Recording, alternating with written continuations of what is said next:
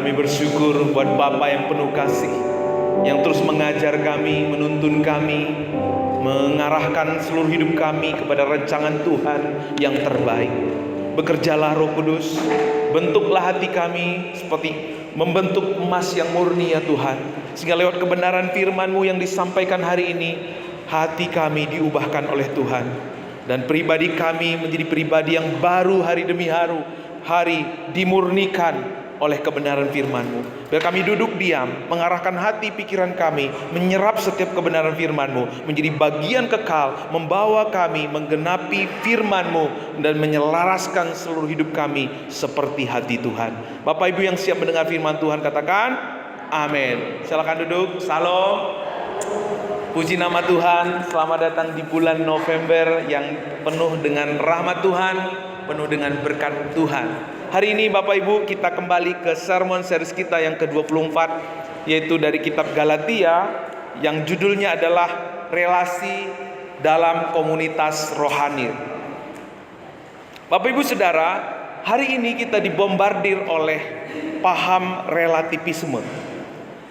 Tidak masalah, banyak orang berkata, tidak masalah dengan selingkuh. Selingkuh itu selingan indah. Itu dianggap seperti bumbu-bumbu pernikahan, supaya tidak jenuh dengan suami, dengan istri. Jadi gak apa-apa selingkuh, yang penting tetap harmonis. Ada juga yang berkata, saya bebas, kita bebas melakukan apa saja, yang penting tidak menyakiti, tidak mengganggu orang lain. Ada juga yang beranggapan, yang penting mengasihi, yang penting kita melayani, yang penting kita beribadah. Tidak perlu belajar kebenaran firman Tuhan, tidak perlu mendalami kebenaran firman Tuhan, tidak perlu komunitas, tidak perlu rajin ikut ibadah setiap hari Minggu. Kayak pendeta saja, ibadah kemana-mana, pelayanan kemana-mana. Nggak perlu itu, gitu ya. Kita kan masih muda, yang penting kita nikmati hidup, puas-puasin dulu pada waktu muda, menikmati hidup, pada waktu tua dan mati masuk surga, gitu ya. Ya, nggak apa-apa nakal-nakal. Yang penting nanti kalau udah tua, udah mau hari-hari terakhir, kita bertobat, gitu ya. Itu mungkin ada anggapan-anggapan seperti itu yang mungkin terbersih dalam diri kita, atau mungkin kita saksikan ada di sekeliling kita. Nah, tapi pertanyaan Bapak Ibu, apakah paham-paham seperti ini sedang kita praktekkan dalam kehidupan kita? Bukankah apa yang tadi disampaikan, anggapan-anggapan yang disampaikan itu terdengar baik? Tapi sebenarnya Bapak Ibu, anggapan yang tadi membawa kita menjadi orang Kristen liberal, membawa kita menjadi orang Kristen yang begitu humanis, mementingkan kenyamanan manusia. Tapi sesungguhnya semuanya ini mengekspos kedagingan kita, mengekspos kedagingan manusia. Jika ada orang Kristen yang seperti yang tadi dan hidupnya berbuah, kita gak usah belajar firman Tuhan hari ini. Tapi nyatanya orang Kristen yang memiliki paham di atas tadi, mereka gak pernah berbuah. Mereka gak pernah menggenapi rencana Tuhan. Mereka tidak pernah membawa terang kasih Tuhan dimanapun mereka berada. Kenapa Bapak Ibu? Karena mereka lupa akan panggilan mereka. Mereka lupa akan panggilan hidup mereka. Yang penting buat mereka, percaya Yesus, menjadi orang Kristen. Yang penting aku selamat. Yang penting aku masuk surga. Kalau berdosa kan Pak, tinggal kita minta ampun. Apa kata firman Tuhan? Jika kamu mengaku dosamu, maka Dia akan setia dan adil, akan menyucikan engkau dari segala pelanggaran dan dosa-dosamu. Gampang Pak. Kalau kita berbuat dosa, tinggal datang sama Tuhan, minta ampun, lalu Tuhan mengampuni dosa-dosa kita. Apakah benar demikian Bapak Ibu? Lantas bagaimana kita bisa menghidupi kebenaran ini, kebenaran firman Tuhan? Memang kita dipanggil Tuhan yang pertama untuk diselamatkan. Tetapi Bapak Ibu, Tuhan juga memanggil kita untuk melayani di dalam kasih. Ketika kita berpikir datang kepada Tuhan untuk diri kita sendiri, yang penting aku selamat, yang penting aku diberkati, itu sama dengan di ayat yang ke-13 tadi Bapak Ibu. Saudara-saudara, memang kamu telah dipanggil untuk merdeka, tetapi janganlah kamu mempergunakan kemerdekaan itu sebagai kesempatan untuk kehidupan dalam dosa, melainkan layanilah seorang akan yang lain. Maka kalau ketika kita berpikir yang penting aku selamat, yang penting aku diberkati, kita sedang jatuh dalam dosa liberalisme atau antinomian. Kita menjadi orang yang salah kaprah menyalahgunakan anugerah yang Tuhan sudah berikan kepada kita. Jadi bagaimana kita bisa menghidupi iman kita dengan baik dan benar? Bagaimana supaya kita tidak dipalsukan oleh ajaran-ajaran atau anggapan-anggapan banyak orang, sehingga kita bisa konsisten dalam menerapkan, menghidupi kebenaran Injil di keluarga, di gereja, dan di lingkungan kita masing-masing. Nah, di Galatia ini Bapak Ibu, kita ditunjukkan rahasia agar kehidupan iman kita tidak jatuh dalam iman palsu, agar kehidupan iman kita tidak jatuh dalam humanisme kelihatan baik, tapi kita jauh menyimpang dari kebenaran firman Tuhan. Nah, Galatia 5 yang tadi kita sudah baca menunjukkan kepada kita Bapak Ibu, apa Bapak Ibu? Kita harus dibangun dalam kehidupan saling. Inti gereja, inti kekristenan adalah kehidupan yang saling. Di tengah-tengah dunia ini, di dalam kehidupan kita diperhadapkan ada dua kehidupan saling. Saling dalam versi dunia, dan satu lagi saling dalam versi gereja. Kalau saling dalam versi dunia kita bawa ke gereja, jaga sembuh bawa golok, nggak bisa masuk, nggak support. Jadi bagaimana? Yuk kita lihat dulu Bapak Ibu, kehidupan saling dunia itu seperti apa. Jemaat Galatia mencoba memasukkan kehidupan saling dunia ke dalam gereja. Makanya terjadi sesuatu persoalan yang krusial di sana. Ketika kehidupan saling dimasukkan dalam gereja, mereka adalah orang-orang yang menggunakan kemerdekaan itu sebagai kesempatan untuk hidup dalam dosa. Mereka saling menggigit, saling menelan, mereka saling membinasakan. Makanya dikatakan, jangan gila hormat, janganlah kita menentang dan saling mendengki. Lihat, dengar Bapak Ibu. Kehidupan di luar nurul, kalau saudara-saudara kita bilang, kehidupan di luar nurul terjadi. Kehidupan di luar rencangan Tuhan terjadi ketika kita hidup saling dalam versi dunia. Karena orang dunia selalu akan berpikir gini, ini yang pertama tadi Bapak Ibu, kemerdekaan itu sebagai kemerdekaan untuk memuaskan kedagingan. Maka prinsipnya begini, segala sesuatu yang kulakukan, segala sesuatu yang kuberikan, segala sesuatu yang kukerjakan, itu harus ada benefitnya, harus ada untungnya buat aku. Menguntungkan diriku, untukku, bagiku, dan tentangku. Semua ku. Orang yang seperti ini, apakah dia memuji Bapak Ibu, apakah dia baik sama Bapak Ibu, apakah dia sopan sama Bapak Ibu, semua dilakukan untuk dirinya. Seperti pelayan Indomaret atau Alfamart. Selamat pagi Ibu, selamat berbelanja. Dia lakukan itu untuk apa? Supaya orang datang lagi sama membeli, supaya orang tertarik. Semua kebaikan, semua kesopanan, semua keramahan dilakukan untuk dirinya sendiri.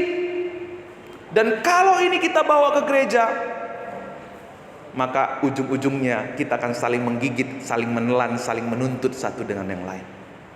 Saya kan udah baik sama gereja, Saya kan udah memberi sama gereja. Saya kan sudah menolong itu jemaat yang satu itu.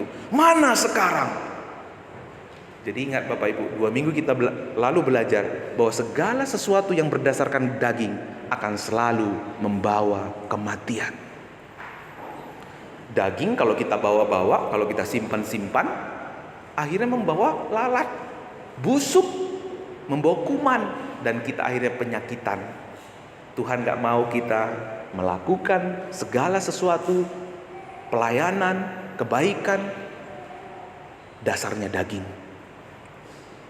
Karena pasti ujung-ujungnya menuntut. Kalau saya menolong Bang Guntar gagal, saya meninggikan diri atas Bang Guntar. Apalagi kalau Bang Guntar berhasil gara-gara saya tolong. Saya semakin meninggikan diri saya. Itu kalau saya nggak menolong Bang Guntar itu, Bang Guntar nggak mungkin sesukses sekarang. Selalu ujung-ujungnya kemegahan dirinya, ujung-ujungnya selalu kebanggaan dirinya. Ya, perbuatan-perbuatan daging itu tampak nyata dalam kehidupan jemaat Galatia. Makanya dikatakan di ayat yang 20 sampai 22, ada buah-buah daging, ujung-ujungnya perselisihan, iri hati, amarah, kepentingan diri sendiri, percideraan, roh pemecah, kedengkian, semua yang jelek-jelek ada di sana. Di pasal 6 ayat 3 sampai 4 dan 12 ada mental jasa, merasa lebih baik dari orang lain. Itu akan menggerogoti kehidupan orang percaya. Segala sesuatu yang berdasarkan daging akan membawa kita jauh dari rencana Tuhan. Lihat jemaat Galatia, mereka bukan hanya gagal menggunakan kebebasan mereka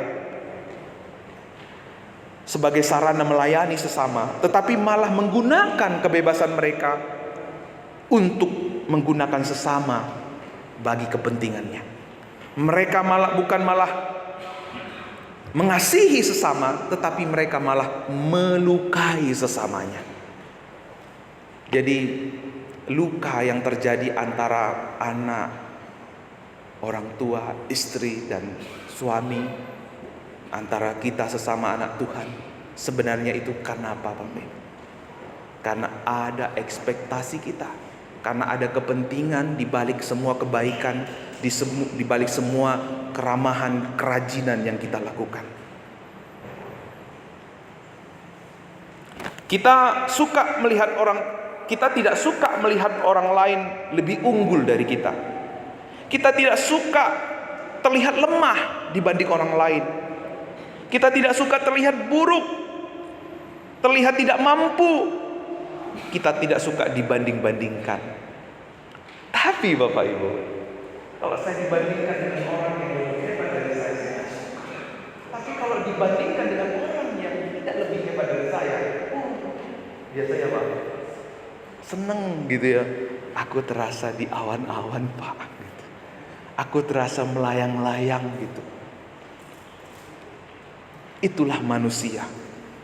Oleh sebab itu di Galatia 5 ayat 15 dikatakan, tetapi jikalau kamu saling menggigit dan saling menelan, awaslah supaya kamu jangan kamu saling membinasakan. Tuhan mau jemaat Pabaton tidak ada yang saling yang negatif seperti ini. Seperti apapun karakter yang kita tunjukkan, kebaikan, perbuatan yang mulia yang kita lakukan, tapi kalau di balik perbuatan itu ada daging, maka kematian dan kepalsuan akan menunggu kita. Melahirkan orang Kristen legalistik. Satu lagi, melahirkan orang Kristen yang liberal atau antinomian, anti hukum. Melahirkan orang Kristen yang ekstrem kiri dan ekstrem kanan. Karena semua berbicara tentang kuku lewat kedagingan, iblis mengembalikan kita kepada dosa Adam. Adam jatuh ke dalam dosa karena apa? Selalu berpikir tentang dirinya sendiri. Orang yang bersekutu atau saling dalam versi dunia, Kalau untuk kepentingan mereka, kalau untuk nama baik mereka, mereka gigih, mereka rajin, komitmen, mau mati-matian. Tapi jika tidak ada kepentingannya, cuek. Ngapain aku sapa kamu? Ngapain aku baik sama kamu? Kenapa? Nggak punya kepentingan di sana.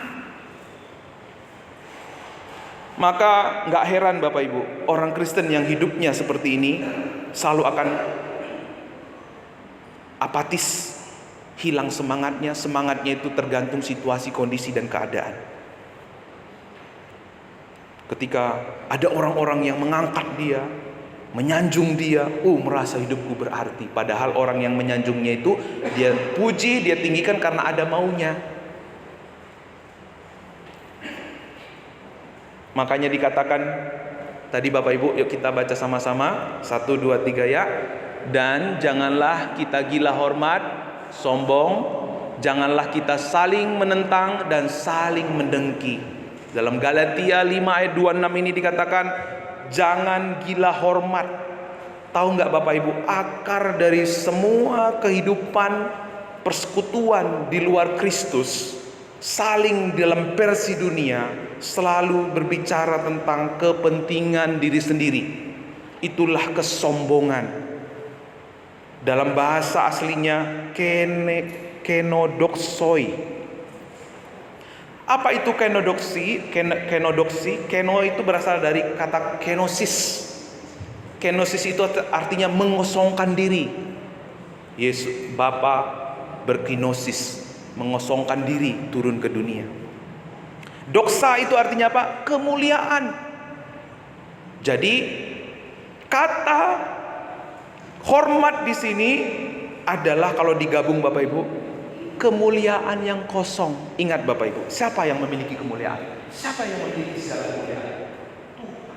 Dan kalau kita kepingin dimuliakan, mengambil kemuliaan, itu adalah kemuliaan kosong.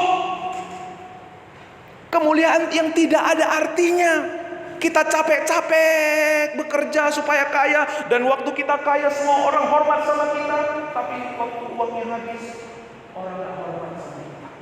Waktu kita kerja keras supaya punya jabatan, semua orang mungkin tunduk sama kita, tapi waktu gak punya jabatan, gak dipandang orang lagi. Kemuliaan yang kosong. Dan itulah yang sering manusia kejar dalam hidupnya. Lupa bahwa semua yang berbobot, semua yang bermulia itu milik Tuhan. Dan kalau kita mencoba memilikinya, pasti kita akan menemukan kekosongan dalam hidup kita.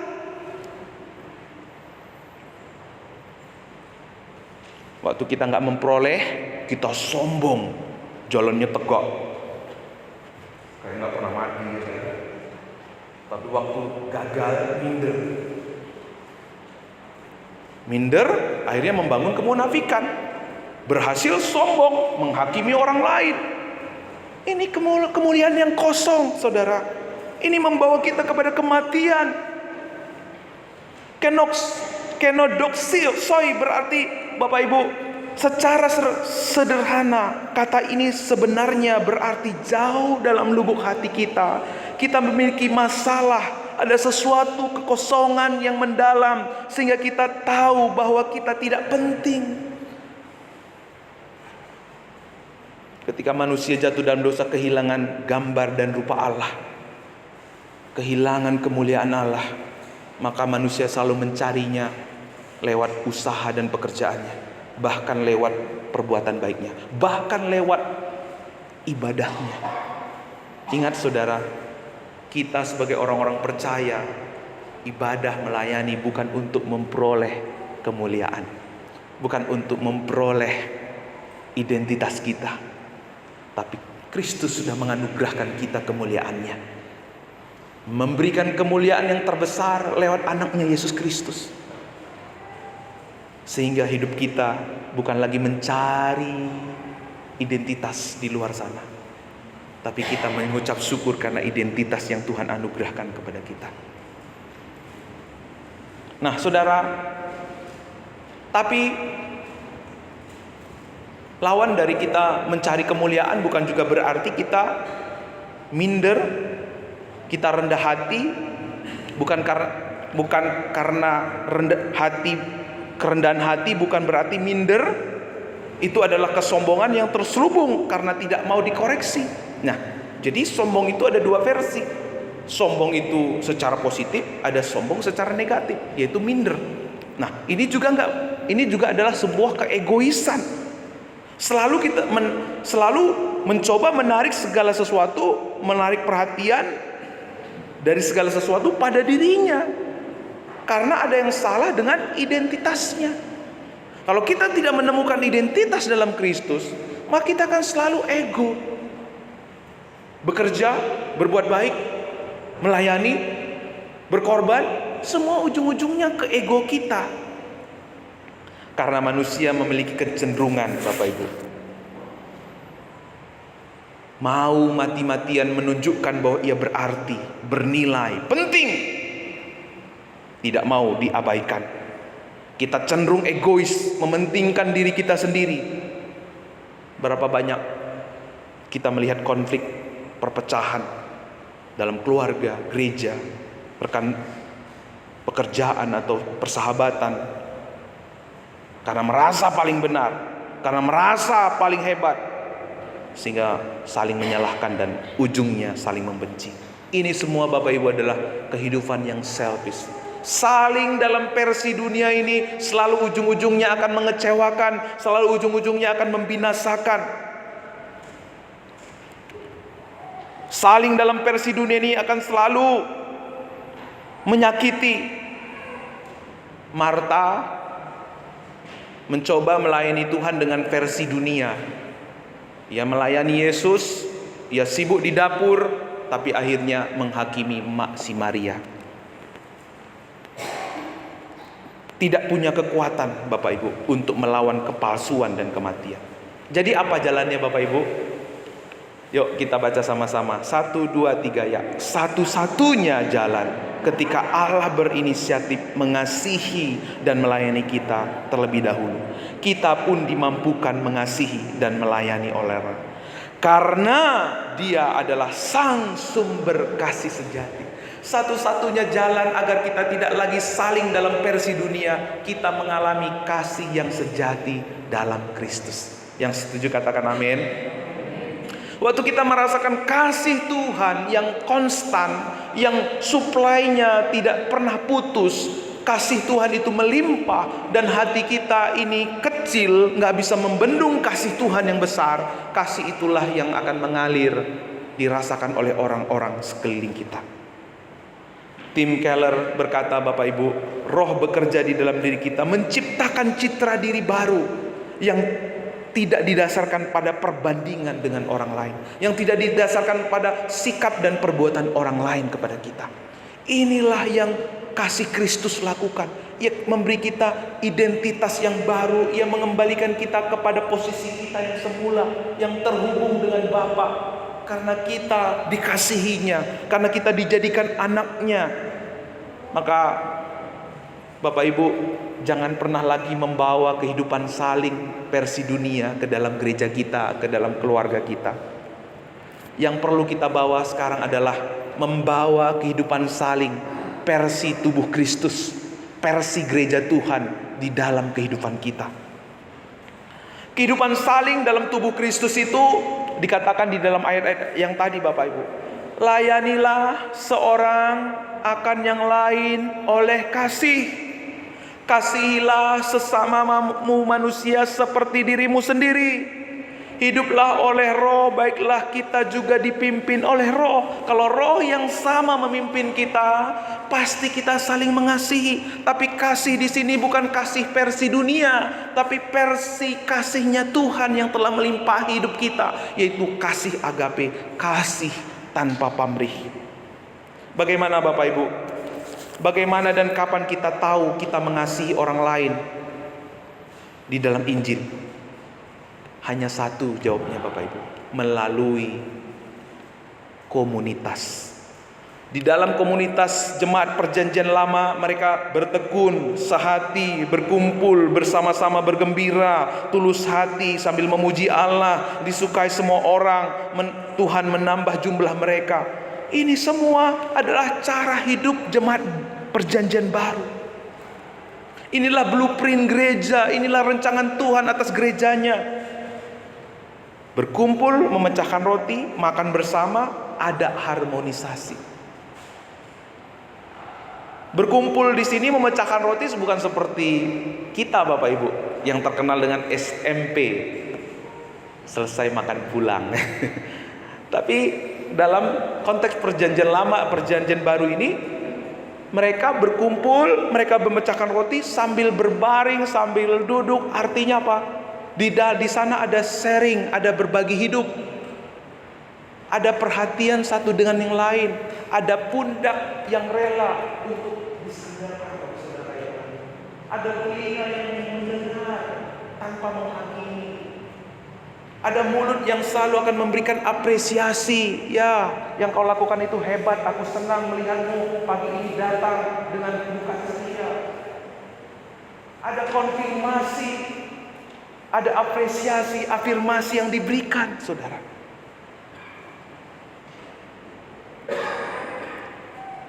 Artinya, kalau berbicara tentang persekutuan, ada saling menerima, saling mengasihi, saling mengampuni, saling menolong, saling menyembuhkan satu dengan yang lain. Maka kita dipanggil bukan hanya untuk menikmati anugerah keselamatan, melainkan kita juga dipanggil untuk menyalurkan anugerahnya melalui pelayanan yang Tuhan percayakan. Saudara, kita masuk ke bagian yang paling penting. Kenapa sih kita perlu bersekutu? Apakah ini hanya pintar-pintaran pendeta saja untuk membuat jemaat itu sibuk? Enggak Bapak Ibu. Lihat, makna teologis di balik pentingnya terhubung dengan orang lain melalui komunitas itu besar, saudara. Apa rahasianya? Nih saudara, ada istilah prekoresis, rotasi atau tarian berputar. Kita mengenal Allah kita adalah Allah Tritunggal. Allah Tritunggal itu adalah Allah yang berotasi, artinya memiliki hubungan yang timbal balik saling antara tiga pribadi dalam Tritunggal, Bapa, Anak, dan Roh Kudus. Berinteraksi dalam kasih serta kesatuan yang sempurna tanpa menghilangkan individualitas masing-masing. Lihat Bapak Ibu, karena Allah kita adalah Dia adalah Allah atas relasi, atas hubungan. Lihat, Allah Tritunggal itu menunjukkan kita satu hubungan yang harmonis, satu hubungan yang indah, sebuah hubungan yang mesra. Itulah yang Tuhan mau terjadi dalam kehidupan kita. Hubungan seperti apa yang Tuhan kita miliki? Bapa memberikan kemuliaan kepada anak, anak memberi kemuliaan kepada Bapa dan Roh Kudus, dan Roh Kudus memberikan kemuliaan pada Bapa dan anak. Ketiga hal ini memiliki hubungan yang tidak pernah bisa terpisahkan. Demikian juga Bapa. Bapa mengasihi anak, anak mengasihi Bapa dan Roh Kudus, Roh Kudus mengasihi Bapa dan anak. Hubungan kasih yang paling indah, paling harmonis, tidak pernah bisa ditemukan dimanapun di dunia ini selain di dalam Tuhan kita Yesus Kristus. Maka saudara, komunitas rohani itu adalah komunitas rohani dan melayani sesama, dua hal yang tidak pernah bisa dipisahkan. Jadi orang yang terbangun dalam relasi komunitas rohani, artinya orang yang tidak terbangun dalam relasi komunitas rohani, artinya dia tidak mau belajar menjadi serupa seperti Yesus. Tanpa komunitas, tanpa persekutuan yang harmonis seperti jemaat mula-mula, kita tidak mungkin bisa serupa dengan Yesus. Karena komunitas yang berpusat Injil, orang-orang akan tahu. Memang bicara tentang persekutuan komunitas itu nggak mengenakkan Bapak Ibu. Saya ngerti, nggak enak. Kenapa? Ketika kita sering ketemu sama seseorang, sering berkumpul sama seseorang, kelemahan kita akan diekspos, dan itu tidak menyenangkan. Kita nggak mau tahu, kita nggak mau orang lain tahu kelemahan kita.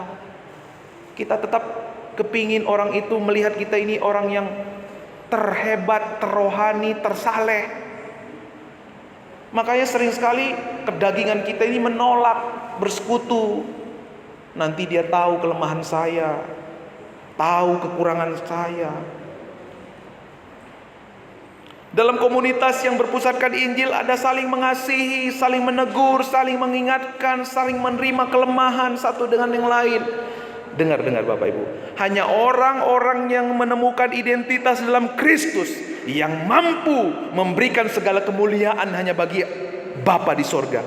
Yang mampu bertahan dalam komunitas meskipun menegur, siap tidak disukai, bahkan siap dibenci kalau mengingatkan kesalahan saudara kita.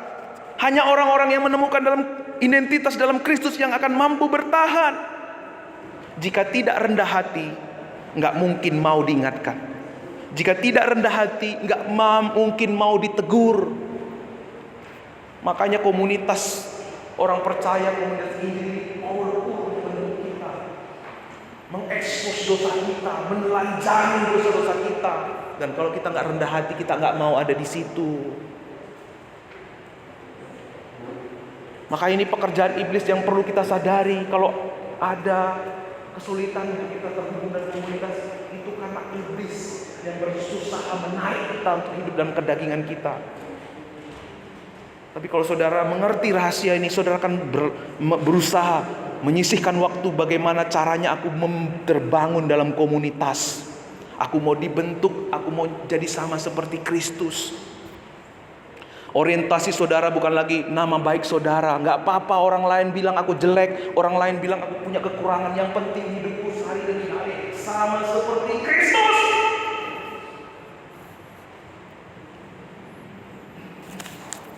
Saudara, kalau kita membawa kehidupan saling dalam versi gereja ke rumah kita, ke keluarga kita, dalam persahabatan kita, maka kita akan menghadirkan Tuhan di sana. Amin. Makanya seringkali gereja itu, di dalam gereja kita nggak merasakan Tuhan. Kenapa? Kehidupan saling yang kita bawa adalah kehidupan saling versi dunia. Tapi meskipun saudara ada di luar sana jauh dari gereja, saudara membawa versi kehidupan saling dalam versi kebenaran firman Tuhan. Di situ ada Tuhan berkarya, ada Tuhan bekerja, melawat, bekerja, menarik semua orang datang kepada Dia.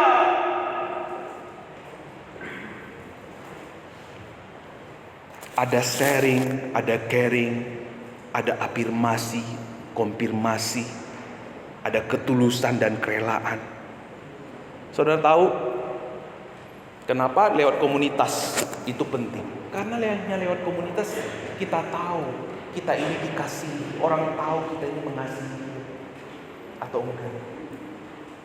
Karena begini, waktu kita bertumbuh dalam komunitas, kita ada komunitas yang setia dengan komunitas CMPA, KPO CMPA.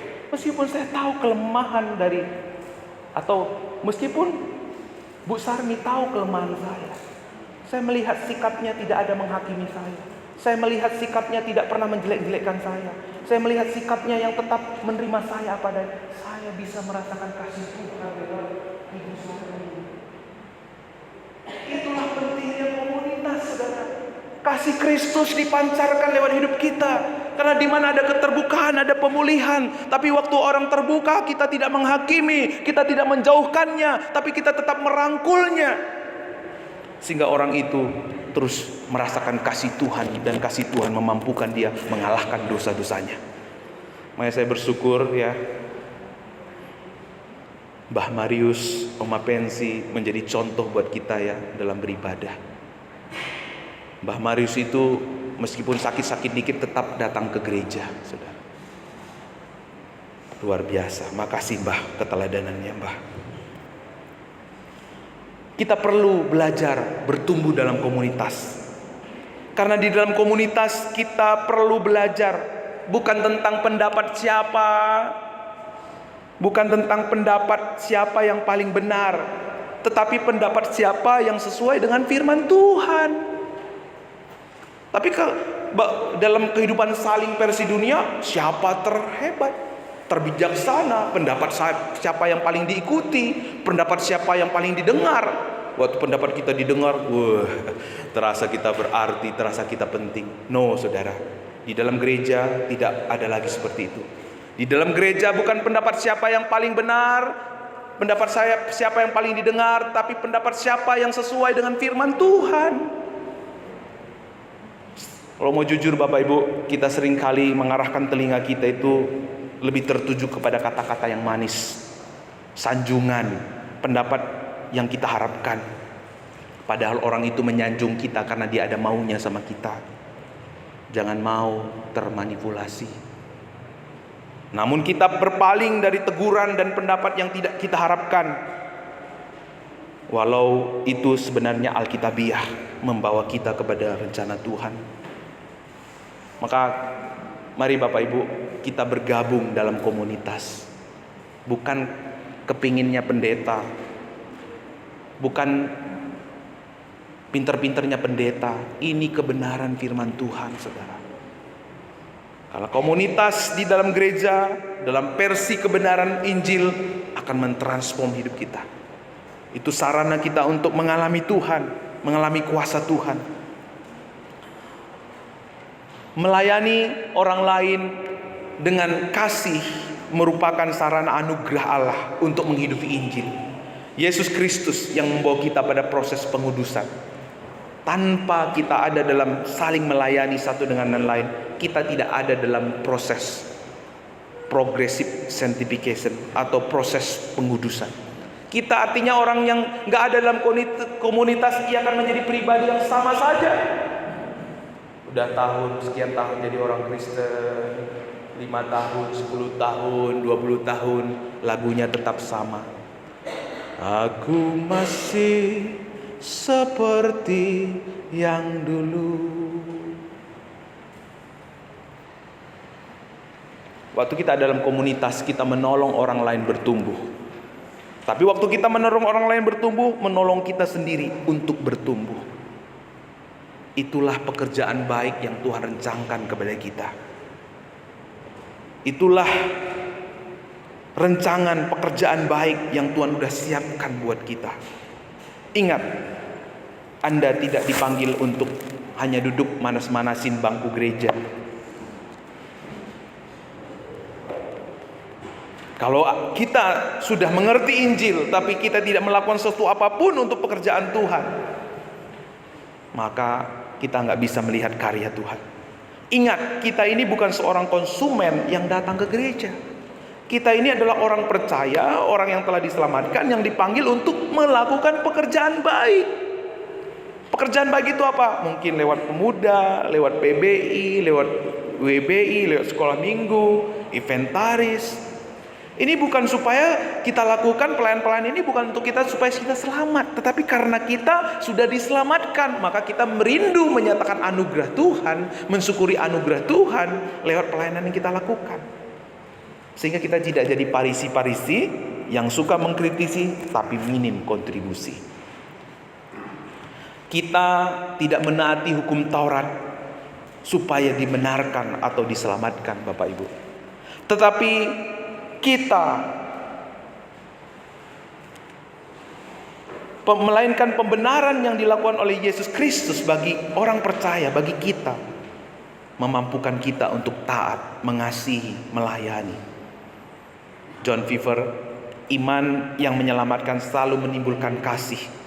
Kasih adalah bukti iman yang sejati. Kalau kita benar-benar mengalami keselamatan dalam Kristus, kita tidak berhenti untuk egois. Kita akan berhenti untuk selfish. Kita akan selalu berpikir apa yang Tuhan mau aku lakukan lewat hidupku agar orang lain mengalami anugerah yang sama.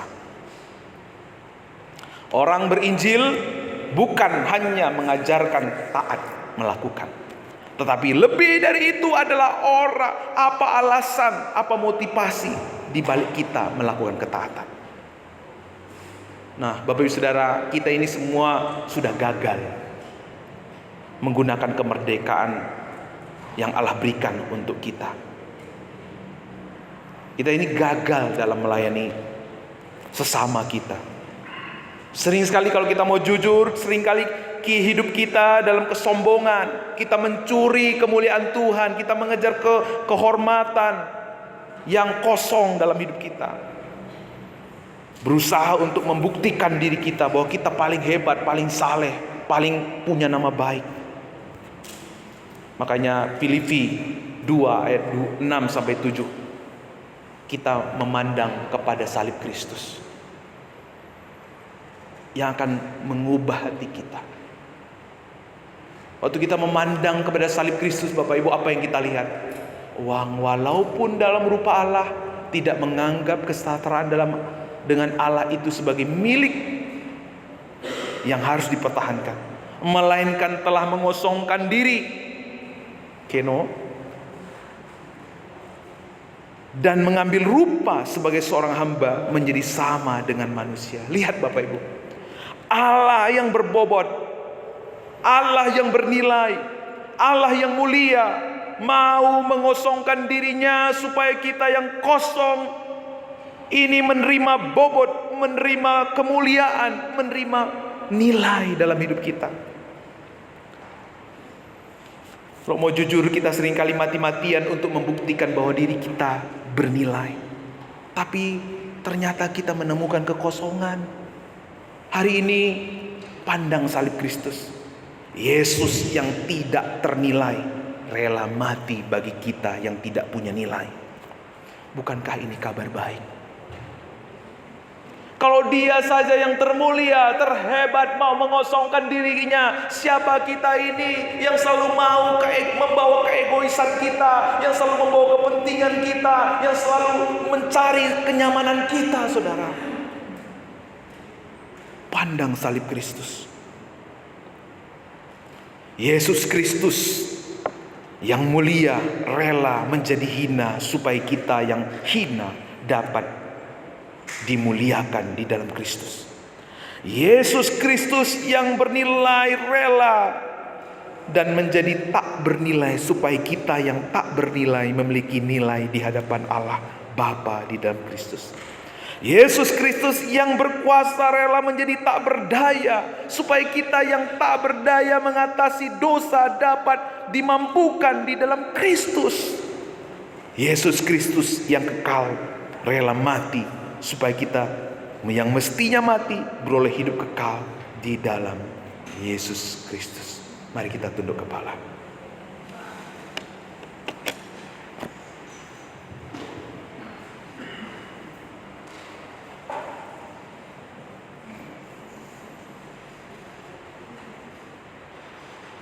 Apakah selama ini kita terjerumus dalam kehidupan saling dalam versi dunia? Kita membangun hubungan dengan Tuhan dan sesama secara transaksional.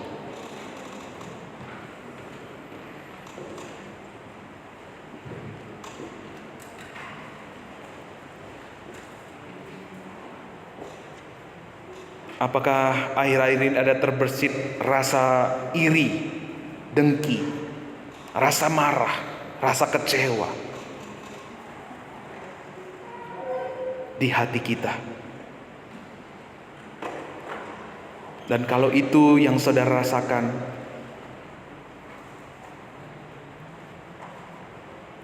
mungkin kita sedang membawa kehidupan saling dunia dalam kehidupan kita yang sudah mengaku percaya. Apakah ada kesombongan yang terselubung sehingga kita sulit mengasihi, sulit bertumbuh dalam komunitas? Ada kesombongan, tidak ingin kelemahan kita diekspos. Kita mencoba menutupi kekurangan dan kelemahan kita supaya orang tetap melihat kita terhebat, tersaleh. Kalau itu saudara, mari kita bawa hati kita kepada Tuhan. Mari datang kepada Tuhan dan bertobat dari ego dan kesombongan yang ada dalam hati kita. yang sering membuat kita tidak bebas menghidupi Injil, yang sering membuat kita salah dalam menggunakan kasih karunia, menghidupi anugerah yang Tuhan sudah limpahkan kepada kita. Ini saatnya kita memandang kepada salib Kristus. Lihat saudara, yang tidak ternilai. Ingat, kita memiliki nilai itu semua karena Kristus yang menebus kita. Dia yang menganugerahkan kita nilai tertinggi yang tidak pernah kita temukan di dunia ini. Sehingga kita tidak akan lagi berpaling kepada nilai-nilai yang ditawarkan oleh dunia ini. Dan kita melayani, beribadah, berbakti, saling membangun, saling menguatkan, saling memperhatikan dengan dasar ungkapan syukur karena keamanan identitas kita yang Tuhan sudah jamin di atas kayu salib. Terima kasih Tuhan. Mulia Bapakku dalam Kristus Yesus, semakin ku memandangnya, makin Dia puaskanku. Amin. Saat ku kagum indahnya dan lihat kehendaknya, mataku tatap ke surga, mulianya bagianku. Harapan dalam cobaan, padanya ku percaya, hatiku Dia selaraskan, Dia beriku kekuatan. Amin. Berjalan mengikuti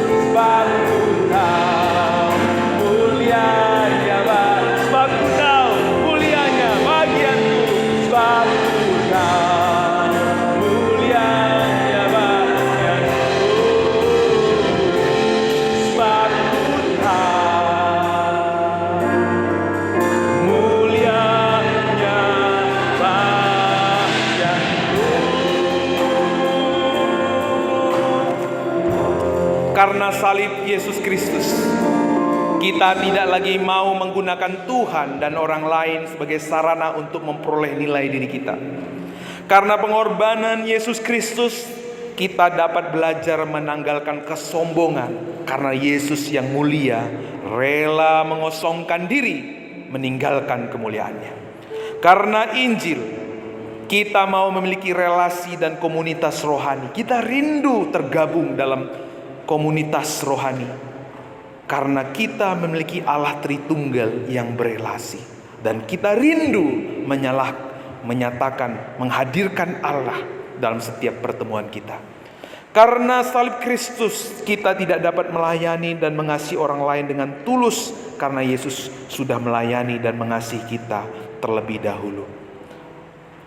Bapa, kami bersyukur buat Injil-Mu yang sudah diberitakan. Kami percaya ketika Injil-Mu diberitakan, kuasa Allah sedang dilepaskan, mengubah hati kami, menanggalkan dan melululantahkan setiap kesombongan kami, sehingga membawa kami selaras dengan Kristus. Menyadari bahwa identitas kami aman di dalam Kristus, bahwa penghargaan penghormatan yang Kristus berikan tidak ada tandingannya dari kehormatan penghargaan yang diberikan oleh dunia ini. Sehingga mulai hari ini ya Tuhan, kami melayani, berbuat baik, mengasihi, menolong, menopang, mendoakan satu dengan yang lain, karena Kristus terlebih dahulu melakukannya bagi kami. Mulai hari ini kami proklamasikan setiap perbuatan baik kami, setiap pelayanan kami adalah lahir dari hati yang tulus, ikhlas, dan murni di hadapan Tuhan.